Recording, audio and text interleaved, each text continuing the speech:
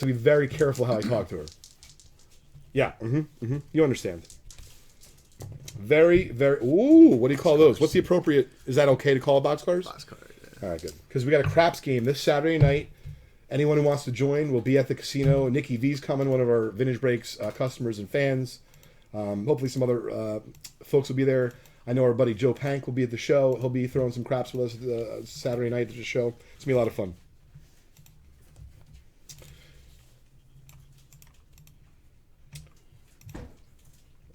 Well, definitely. The thing is that Jeter rookie cards, specifically graded by PSA and high grade, the SPs specifically, have gone bananas in the last 15 months. And so what I think is going to happen is maybe you'll see a little bit more of it, but I already think it's started to slow down. The thing is, there's no secret. So Jeter's making the Hall, and whether it be he makes it with unanimous selection, or if 3 people decide I don't really like him, so he doesn't get that, or 30 people, whatever the case is, it doesn't really matter. So I actually think that if you haven't bought yet, just wait. There's no doubt as to what's going to happen. So even if you pay the current market levels and things settle down, at least you kind of feel a little bit more comfortable. That's where the market's going to be. I think a lot of people have speculated in the last 15 months, both that the market would trend upwards, and I really do believe this. There's folks out there that think that if he gets a unanimous selection, well, that means that it's going to be worth an extra 15% on top. And that's just, to me, that's not true, because even if Jeter gets unanimous, Lou, even if Jeter got unanimous, that doesn't mean that, forget about the best ball player of all time. And I'm a Yankee fan, a big Jeter fan. He's not even the best shortstop of all time, let alone of the last 50 years. So it's just, buy what you like. If you want to talk investment, I'd love to talk about that anytime, especially over free beers. No, it's already later, yeah. I think so. I do. I think we're near the peak. Listen, I don't give out investment advice for a living, so take it with a grain of salt. But I've been doing this for a long time, and I see what happens with the cycles of folks that, make the Hall of Fame and what happens. Now, for example, if Lou Whitaker makes the Hall of Fame, that's different. Because people will now then need a Lou Whitaker graded PSA 9 or 10 rookie for their registry, the rookie registry on PSA. But Lou Whitaker has been by no means any shoo-in for the Hall of Fame. So if he actually ended up making it, then you're going to see, it's like Lee Smith. His cards went bananas after he made the Hall of Fame.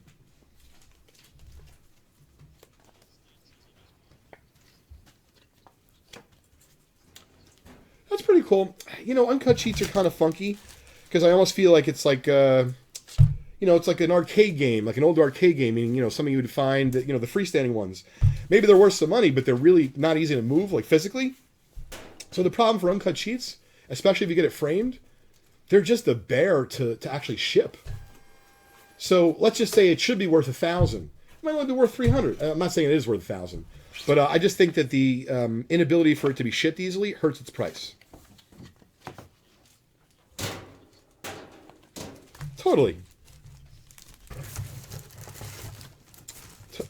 I agree with you. I really don't think it should be that important, is the point, Lou. I think that if you make the Hall, that should be good enough. Now we're going to say, if you don't get a unanimous vote or close to it, then you're a lower tier Hall of Famer. Let the public decide who the lower tier Hall of Famers are.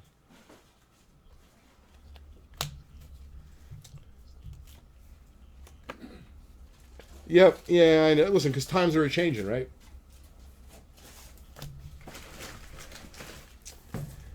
Yeah, it's, I'll tell you, my father and I remember having a bunch of conversations about the Hall of Fame growing up, and it's kind of like politics. People feel pretty strongly about it.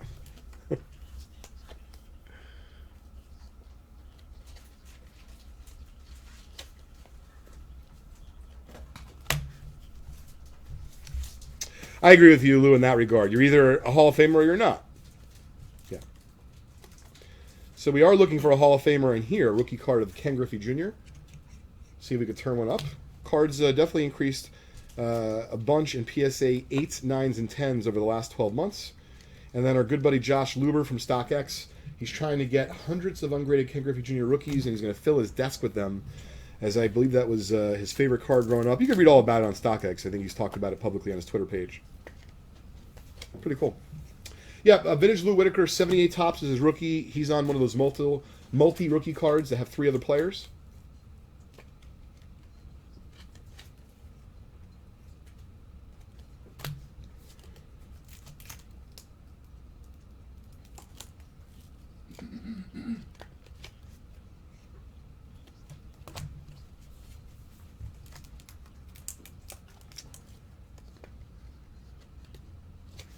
Yeah, I'm gonna say I also feel like even if they're not smart enough or they are smart enough, I also think that their ego gets in the way. They like, hey, I drawing a line in the sand for Mr. Smith because he's not. One time years ago I didn't see him run out of balls, so there's no way he could be a Hall of Famer. And then of course you go to that same person. Well, have you ever had a bad day or you didn't do something you're supposed to? Doesn't mean you're not a Hall of Famer if you play baseball real well, right? That's the truth. We're going to find out. Yes, they do. Hey, what's up, Brad? Welcome. What's up, Brandon? I'm trying to read some of the comments from earlier where folks are from. That's great.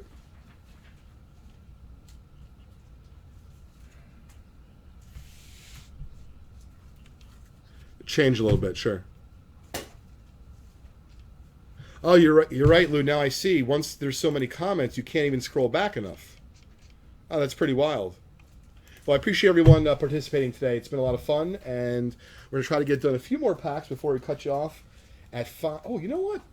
J5. You know what it could be time for? My very own personal Prism basketball blaster. Yeah. So I got a case of these in, and I think as you know, Lou, I'm a